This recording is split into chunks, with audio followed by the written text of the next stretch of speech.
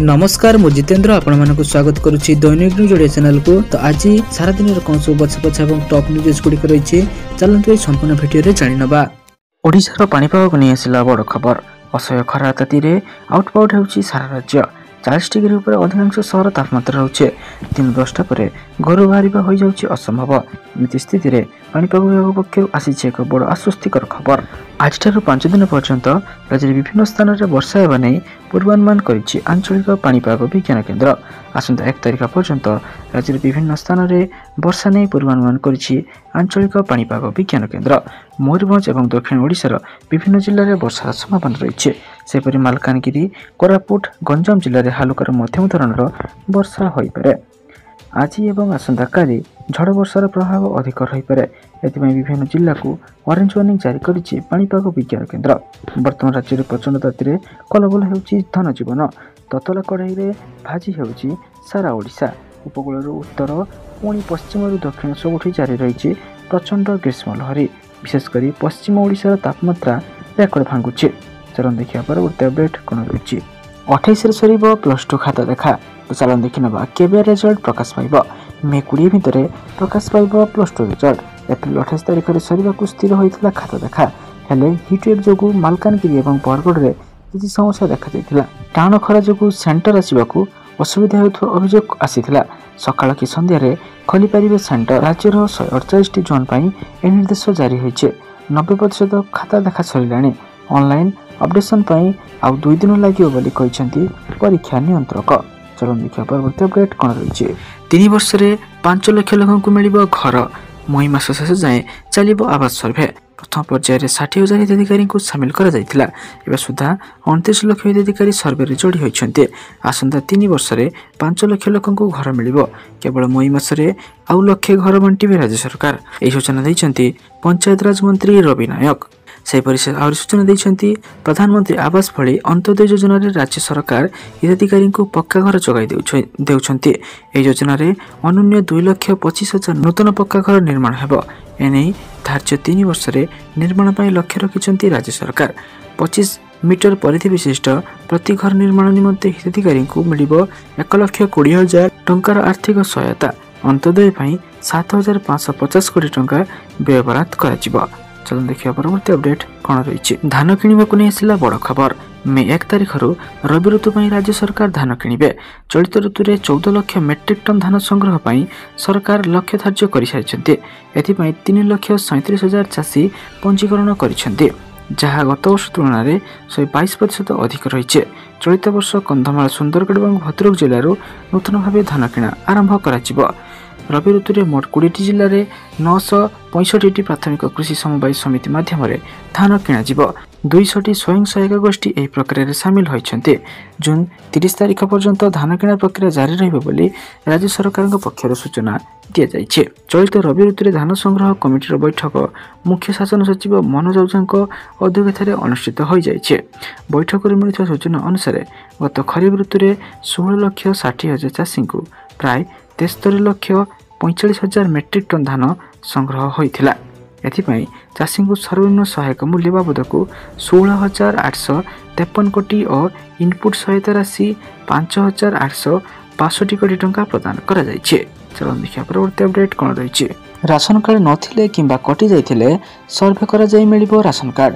चलन देखिना संपूर्ण अपडेट कौन रही। एक बाचरे गरीब राशन कार्ड कटिथिबा अभियोग प्रसंग में मुह खोलिले मंत्री। कहले एहीपरि होइथिले शीघ्र जणांतु। जो गरीबों को कार्ड कटि जाइछे मते कहंतु बोली कहले खाउटी जगाण मंत्री कृष्णचंद्र पात्र। आम पाखरे पर्याप्त कार्ड अच्छे, आमे नुआ लोकन को कार्ड देबु। जदि भूल कटि जाइछि तेबे आउ थरे कार्ड पई आवेदन करंतु बोली सूचना दैथिले मंत्री। आउ थरे आवेदन कला परे सर्वे करिकी कार्ड दियाजिबो बोली मंत्री सूचना दैछन्ति। पाखापाखि 1 लाख लोकंक राशन कार्ड कटि जाइछि। इनकम टैक्स देउथबा भल चाकरी करथिबा लोकंक कार्ड मध्य कटि जाइछि। तो जदि आपनकर भूल भी राशन कार्ड कटि जाइछि आउ थरे आपण माने आवेदन करिनियंतु, जहा द्वारा पुणी थरे सर्वे रे आपनकर ना जाई आपनको पुणी थरे कार्ड मिलि परिबो। चलन देखिया परवर्ती अपडेट कौन रही। भारत पाकिस्तान युद्ध हेले भारत में बढ़ी ए सब जिनसर दाम। चलो देखना संपूर्ण अपडेट कौन रही। ଜାତିସଂଘ ଉଭୟ ଭାରତ ଏବଂ ପାକିସ୍ତାନକୁ ଅତ୍ୟଧିକ ସଂଯମ ଅବଲମ୍ବନ କରିବାକୁ ଆହ୍ୱାନ ଦେଇଛନ୍ତି। କତାର, ଜର୍ଡାନ ଏବଂ ଇରାକ ପରି ମୁସଲମାନ ରାଷ୍ଟ୍ରମାନେ ମଧ୍ୟ ଏହି ଆକ୍ରମଣ ନିନ୍ଦା କରି ଭାରତକୁ ସମର୍ଥନ ଜଣାଇଛନ୍ତି।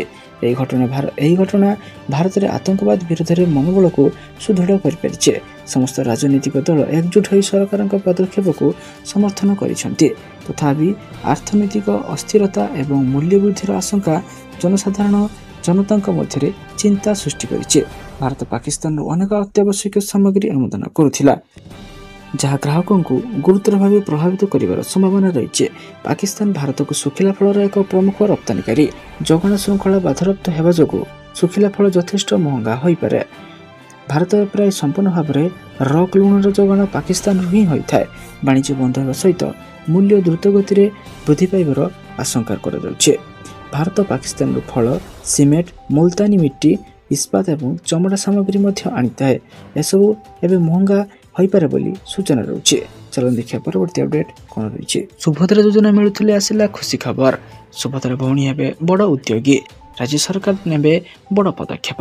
ଚାଲନ୍ତୁ ଦେଖିନେବା ସମ୍ପୂର୍ଣ୍ଣ ଅପଡେଟ୍ଟି କ'ଣ ରହିଛି। ସୁଭଦ୍ରା ଭଉଣୀ ହେବେ ଉଦ୍ୟୋଗୀ, ରାଜ୍ୟ ସରକାର ଏ ଦିଗରେ ସମସ୍ତ ପ୍ରକାର ପଦକ୍ଷେପ ନେବେ। ଏହାକୁ ନେଇ ରାଜ୍ୟର ସରକାର ମତ ଲୋଡ଼ିଛନ୍ତି। ଉପମୁଖ୍ୟମନ୍ତ୍ରୀ ପ୍ରଭାତ ପରିଡ଼ା ସ୍ୱତନ୍ତ୍ର ମିଡିଆ ଇଣ୍ଟରାକ୍ସନରେ କହିଛନ୍ତି, ସୁଭଦ୍ରା ଯୋଜନାରେ ମହିଳାମାନଙ୍କର ଜୀବନରେ କିଭଳି ପରିବର୍ତ୍ତନ ଆସିପାରିବ ତାହା ଉପରେ ସରକାର ବିଚାର ବିମର୍ଶ କରୁଛନ୍ତି। ସୁଭଦ୍ରା ଯୋଜନା ପ୍ରତି ମହିଳା ହିତାଧିକାରୀଙ୍କୁ ଉଦ୍ୟୋଗୀ କରିବା ଦିଗରେ ସରକାର ଚେଷ୍ଟା କରିବା ସହ ସହଯୋଗ ମଧ୍ୟ କରିବେ। ସୁଭଦ୍ରା ଯୋଜନାରେ ସମୁଦାୟ 1,09,87,894 ଜଣ ପଞ୍ଜୀକୃତ ହୋଇସାରିଛନ୍ତି। ଚାଲନ୍ତୁ ଦେଖିବା ପରବର୍ତ୍ତୀ ଅପଡେଟ୍ କ'ଣ ରହିଛି। ବଢ଼ିଲା କନିଷ୍ଠ ଶିକ୍ଷକଙ୍କ ଦରମା। ରାଜ୍ୟରେ ଥିବା ପ୍ରାଥମିକ ଏବଂ ଉଚ୍ଚ ପ୍ରାଥମିକ ବିଦ୍ୟାଳୟଗୁଡ଼ିକରେ ନିୟୋଜିତ ଥିବା କନିଷ୍ଠ ଶିକ୍ଷକ ସେମାନଙ୍କର ବିଭିନ୍ନ ଦାବିକୁ ବିଚାରକୁ ନେଇ ସରକାର ତାଙ୍କର ମାସିକ ପାରିଶ୍ରମିକ 13,800 ପରିବର୍ତ୍ତେ 20,000 ଟଙ୍କା କରିବା ପାଇଁ ସ୍ଥିର କରିଛନ୍ତି।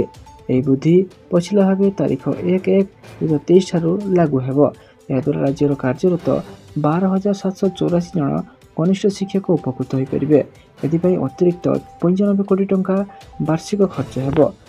ସୂଚନାଯୋଗ୍ୟ ଯେ 5T ଅଧ୍ୟକ୍ଷ କାର୍ତ୍ତିକ ପାଣ୍ଡିଆନଙ୍କ ଜିଲ୍ଲା ଗସ୍ତ ଅବସରରେ ରାଜ୍ୟର ବିଭିନ୍ନ ଅଞ୍ଚଳରେ ନିୟୋଜିତ ଥିବା କନିଷ୍ଠ ଶିକ୍ଷକମାନେ ସେମାନଙ୍କର ଅସୁବିଧା ସମ୍ପର୍କରେ ଦୃଷ୍ଟି ଆକର୍ଷଣ କରିଥିଲେ। ଚାଲନ୍ତୁ ପରବର୍ତ୍ତୀ ଅପଡେଟ୍ କ'ଣ ରହିଛି। ଖାଲି ପଡ଼ିଛି ଷ୍ଟାଫ୍ ନର୍ସଙ୍କ ପଦବୀ।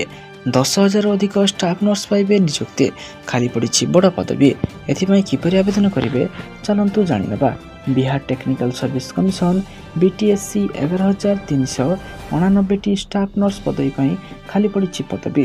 ଏ ସମ୍ପର୍କରେ କମିଶନଙ୍କ ପକ୍ଷରୁ ସରକାରୀ ବିଜ୍ଞପ୍ତି ଜାରି କରାଯାଇଛି।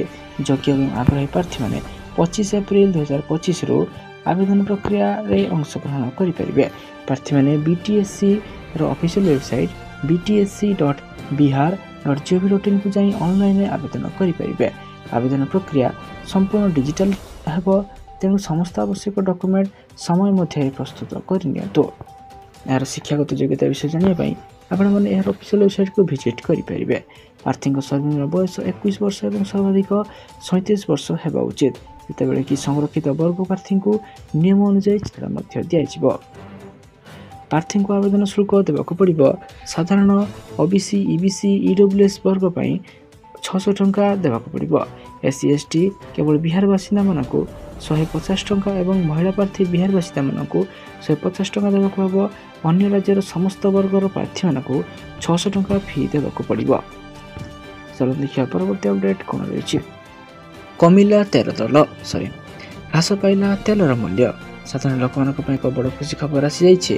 ଗତ 4 ବର୍ଷରେ ପ୍ରଥମ ପାଇଁ ଖାଦ୍ୟ ତେଲର ଦର ସର୍ବନିମ୍ନ ସ୍ତରକୁ ଖସି ଆସିଛି। ବିଶେଷ କରି ବାଦାମ, ସୋରିଷ, ସୋୟାବିନ୍ ଏବଂ ପାମ୍ ତେଲର ମୂଲ୍ୟରେ ଉଲ୍ଲେଖନୀୟ ହ୍ରାସ ଦେଖାଯାଇଛି, ଯାହା ସାଧାରଣ ଲୋକଙ୍କ ରୋଷେଇ ବଜେଟକୁ ଆରାମ ଦେଉଛି। ଗୁଜରାଟ ରାଜକୋଟରୁ ମିଳିଥିବା ତଥ୍ୟ ଅନୁଯାୟୀ 15 କିଲୋଗ୍ରାମ ଏବଂ ଏକ ବାଦାମ ତେଲ କ୍ୟାନ୍ର ମୂଲ୍ୟ 2,300 ଟଙ୍କାକୁ ହ୍ରାସ ପାଇଛି। ଗତ 3 ଦିନରେ ଏହି ତେଲର ମୂଲ୍ୟ ପ୍ରତି କ୍ୟାନ୍ରେ 40 ଟଙ୍କା ହ୍ରାସ ପାଇଛି। ଏହା ବ୍ୟତୀତ ସୋରିଷ ତେଲ, ସୋୟାବିନ୍ ତେଲ ଏବଂ ପାମ୍ ତେଲର ମୂଲ୍ୟ ଏକାଥରକେ ମଧ୍ୟ ହ୍ରାସ ପାଇଛି। ଉଦାହରଣ ସ୍ୱରୂପ ସୋରିଷ ତେଲର ଖୁଚୁରା ମୂଲ୍ୟ ବର୍ତ୍ତମାନ 110ରୁ 112 ଟଙ୍କା ପ୍ରତି ଲିଟର ହେବା ଉଚିତ ବୋଲି ବଜାର ସୂତ୍ରରୁ ଜଣାପଡ଼ୁଛି। ସାରାଦିନ ଏପରି ବଛା ବଛା ଏବଂ ଗୁରୁତ୍ୱପୂର୍ଣ୍ଣ ଖବର ଜାଣିବା ପାଇଁ ଆମ ଚ୍ୟାନେଲକୁ ସବସ୍କ୍ରାଇବ୍ କରି ରଖନ୍ତୁ ଏବଂ ଆମ ଭିଡ଼ିଓ ଗୋଟେ ଲାଇକ୍ କରିଦିଅନ୍ତୁ। ଧନ୍ୟବାଦ।